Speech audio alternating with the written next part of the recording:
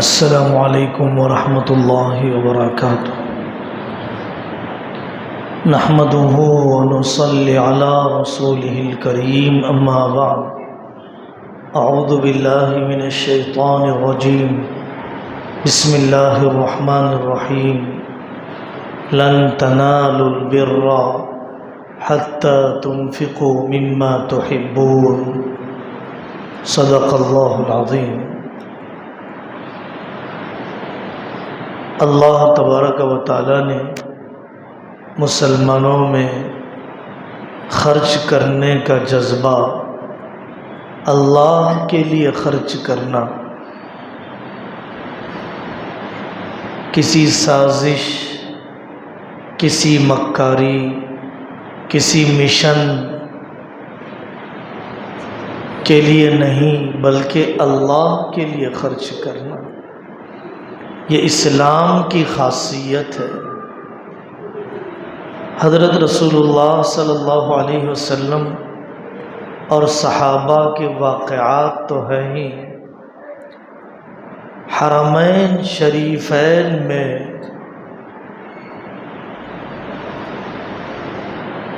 سینکڑوں کے اوقاف، دکانیں، جائیدادیں، زمینیں، کمپنیوں کے شیئرز، مکانات کے کرائے، مکہ اور مدینہ، مسجد حرام اور مسجد نبوی کے اخراجات کے لیے وقف موجود ہے۔ اندلس اور اسپین، مراکش اور ترکی، فلسطین اور ہمارا بر صغیر، انڈیا، پاکستان، بنگلہ دیش کے شہروں میں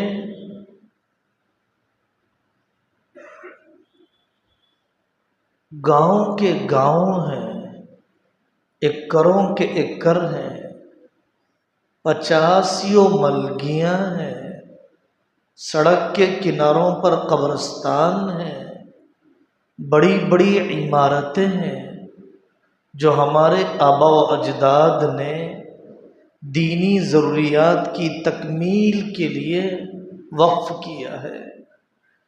اور ایک عجیب بات ایسی رہی کہ مسلم ریاستوں میں غیر مسلموں نے وقف کیا۔ یہاں پر عثمان علی بادشاہ کے وزیر تھے غیر مسلم، انہوں نے وقف کیا۔ غیر مسلموں کے اوقاف ہیں، خاندانی اوقاف ہیں، خاندانی قبرستان ہیں۔ وقف کے قانون میں مختلف تبدیلیاں ہوتی رہی، ہر زمانے میں ہمارے اکابر نے، ہمارے علماء نے مقابلہ کیا، بحث مباحثہ کیا، قوانین کو روکا۔ پرسنل بورڈ نے، جمعیت علماء ہند نے، اور نہ جانے کتنے ایسے نام ہوں گے جس کو اللہ ہی جانتے ہیں، کوششیں کی کہ ایسے کوئی ظالمانہ ہڑپ کرنے والے، بے اثر کرنے والے قانون وقف کے بارے میں بننے نہ پائے۔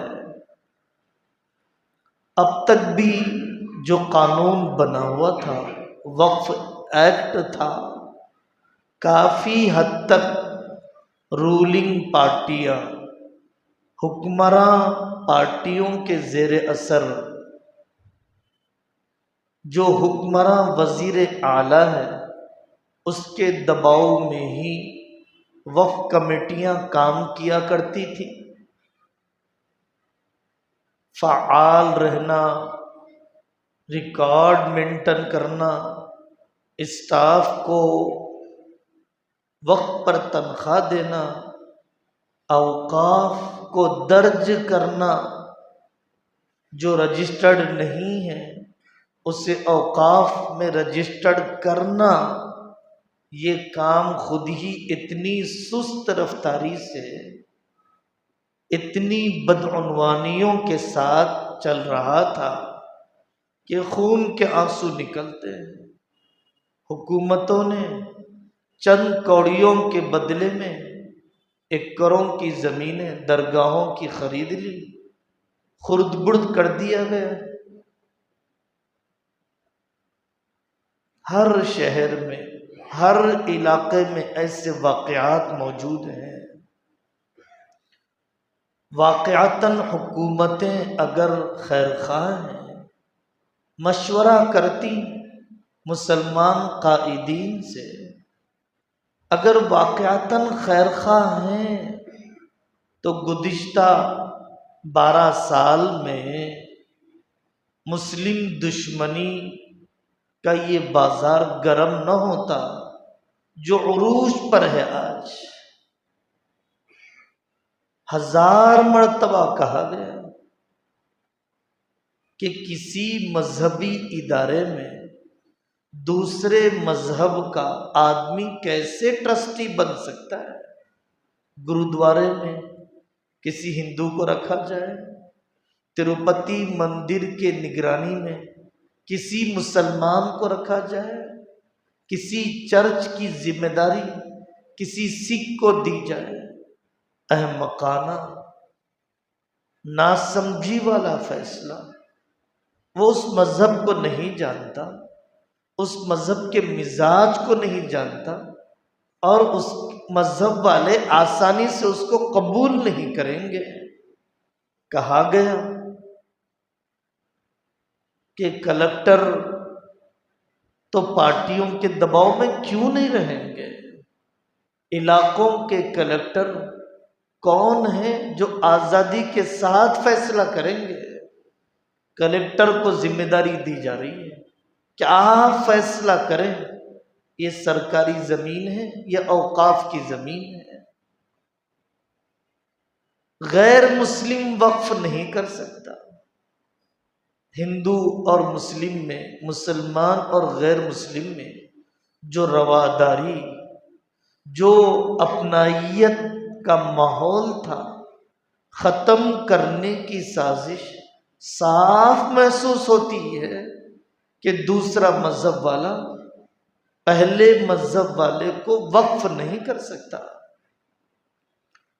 یہ کیسی شرط ہے کہ وقف کرنے والا پریکٹسنگ مسلمان، 5 سال پرانا مسلمان، شریعت میں مسلمان ہونے کے لیے کلمہ طیبہ کا پڑھنا، لا الہ الا اللہ محمد الرسول اللہ صلی اللہ علیہ وسلم کا پڑھنا کافی ہے۔ 5 سال نہیں، 5 منٹ گزرنا ضروری نہیں۔ وہ مسلمان ہے، وہ اللہ کے نام پر وقف کرتا ہے اور شریعت اس کے وقف کو قبول کر لیتی ہے۔ بھائی، پوری 1400 سال کی تاریخ میں کہیں پر بھی سچے ثبوتوں کی بنیاد پر نہیں کہا جا سکتا کہ کسی زمین کو ہڑپ کر کے اوقاف میں شامل کر لیا گیا، کسی کی زمین پر ناجائز قبضہ کر کے مسجد بنا دی گئی، ثابت نہیں ہوا۔ بابری مسجد کے موقع پر بھی ثابت نہیں ہوا، بلکہ یہ ثابت ہوا کہ مسجد مسجد ہی تھی، لیکن دوسروں کے آستھا کے احترام میں مندر کے لیے دے دیا جائے۔ ثابت تو یہ ہوا کہ مسجد مسجد کی جگہ پر ہے، مندر کو مسجد کی جگہ پر تعمیر کر دیا جائے، ثابت تو یہ ہوا۔ اس وجہ سے علماء کرام نے، مسلمان قائدین نے زور لگایا وقف بائی یوزر کے قانون کو باقی رکھا جائے۔ مکہ مسجد کئی 100 سال سے مکہ مسجد ہے، کہاں سے لائے جائیں گے اس کے کاغذات؟ جامع مسجد دہلی کئی 100 سال سے جامع مسجد ہے۔ یہ نان ایشوز اس ملک میں کیوں چھیڑے جاتے ہیں؟ حقیقی مسائل اس ملک کے کیوں اپنے مباحثوں اور اپنے ڈیبیٹس کا عنوان نہیں بنایا جاتا ہے؟ قانون پاس ہو گیا، ٹھیک ہے، آگے کی جو کارروائی، آگے کا جو پیغام ہمارے اکابر کی طرف سے، بااعتماد قیادت کی طرف سے آئے گا، ہمیں اس کو فالو کرنا چاہیے، آواز میں آواز ملانا چاہیے، شانہ بشانہ چلنا چاہیے، کوششیں ختم نہیں ہونی چاہیے۔ ہمیں کہا گیا قیامت بپا ہو جائے اور ہاتھ میں پودا ہے زمین میں لگانے کے لیے، قیامت قائم ہو گئی یہ سوچ کر پودے کو پھینک نہ دیں، لگائیں زمین پر۔ صحابہ کرام نے میدان جنگ میں بھی آخری سانس تک اسلام کی دعوت دی ہے۔ اللہ کی قدرت سے کوئی مایوسی نہیں، بس کی کوشش جب تک کر سکتے ہیں ضرور کرنا چاہیے۔ جو اصلاح ہمارے قابو کی ہے وہ اصلاح تو ہم نہ کریں، اور جو چینجز ہمارے قابو کے نہیں ہیں اس کے بارے میں صرف روتے رہیں تو یہ عقل مندی نہیں ہے۔ آپ متولی ہیں، بچی کچی مسجدیں، بچے کچھ اوقاف، خاندان متولی ہے، جھگڑا تو ختم کر سکتے ہیں، داخلی تنازعات تو ختم کر سکتے ہیں۔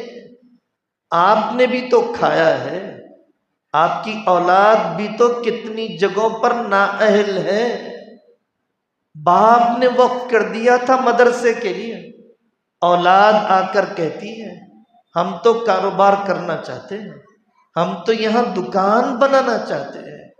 باپ نے وقف کر دیا تھا مسجد کے لیے ملگیوں کو، اولاد آ کر کہتی ہے یہ ہماری ملکیت ہے۔ آپ بھی تو ایک چھوٹے موٹے فرعون ہیں، اپنے دائرے میں بھی تو آپ نے وقف کو تباہ کیا ہے۔ آپ ملازم ہیں وقف بورڈ کے، آپ چپراسی ہیں وقف بورڈ کے کسی شعبے میں، امانت دار تو بن سکتے ہیں، وقت پر تو آ سکتے ہیں، قانون کو وہاں تو نافذ کر سکتے ہیں۔ نئے وقف کرنے کے دروازے بند نہیں ہو گئے، 4 مکانات ہیں، 2 مکانات ہیں، کئی جگہوں پر فارم ہاؤس ہے۔ کیا آپ ٹرسٹ کی نگرانی میں اداروں کے لیے، مکاتب کے لیے، نوجوانوں کے تربیتی ہاسٹلز کے لیے، اولڈ ایج ہوم کے لیے، انٹرسٹ فری بینک کے لیے کیا آپ وقف نہیں کر سکتے ہیں؟ کائنات کا نظام چلانے والے اللہ ہیں۔ ایک دن تھا آیا صوفیہ کو میوزیم بنا دیا گیا، عبادت پر پابندی لگا دی گئی، اللہ کا نام لینے، داڑھی رکھنے، ٹوپی پہننے پر مصطفیٰ کمال اتاترک سولیوں پر چڑھا دیتا۔ دن بدلے، اللہ نے اپنی قدرت بتلائی، آج اسی آیا صوفیہ استنبول اور قسطنطنیہ کی سرزمین پر فاتحانہ نماز ادا کی جاتی ہے۔ اللہ تبارک و تعالیٰ نے دروازے کھول دیے، مایوسی کی کوئی ضرورت نہیں۔ جو جائیدادیں جیسے درج ہونا چاہیے، کمیٹیوں میں جو بدمزگی ختم ہونا چاہیے، ذہنی یکسانیت آنی چاہیے، ٹرسٹ کہیں بیٹھتے ہی نہیں ہے، سنجیدہ کوشش کرتے ہی نہیں ہے، ہمدردی نہیں ہے، ان کروڑوں کی جائیداد کے ساتھ مر رہے ہیں اپنی انا پر، بکھر رہے ہیں اپنے ضد کے مزاج کی وجہ سے۔ بڑھاپا آ گیا، دماغ سٹیا گیا، اب نہ خود کچھ کرنا چاہتے ہیں نہ دوسرے کرنے والوں کے حوالے کرنا چاہتے ہیں۔ خادم بن کے رہو، مالک بن کے نہ رہو۔ وَأَنَّ الْمَسَاجِدَ لِلَّهِ فَلَا تَدْعُوا مَعَ اللَّهِ أَحَدًا، مسجدیں اللہ کی ملکیت ہے، ہم تو خادم ہیں جو کمیٹی میں ہیں، ہم تو خادم ہیں جو تولیت کمیٹی میں شامل ہیں، ہم تو خادم ہیں جو انتظامی طور پر بستی والوں نے ذمہ داری دی ہے۔ اس کو اللہ کے راضی کرنے، خدمت کا ذریعہ بنانے کی کوشش کرنا چاہیے، چودراہٹ بتلانے کے لیے نہیں، اپنے خاندان اپنی برادری کا وجود بتلانے کے لیے نہیں۔ باہر ریئل اسٹیٹ کے جھگڑے کمیٹیوں میں نہ لو، سیاسی انتشار کمیٹیوں میں داخل نہ کرو۔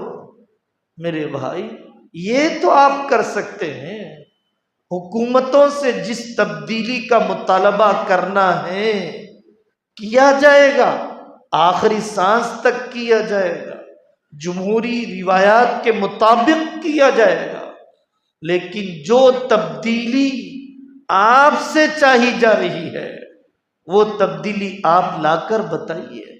آپ اپنے اندر جو تبدیلی لا سکتے ہیں وہ لا لیں گے تو پھر اللہ تعالیٰ کی قدرت سے پوری امید ہے کہ جو تبدیلی آپ کے امکان کے باہر ہے اللہ وہ تبدیلی لا کر بتائیں گے۔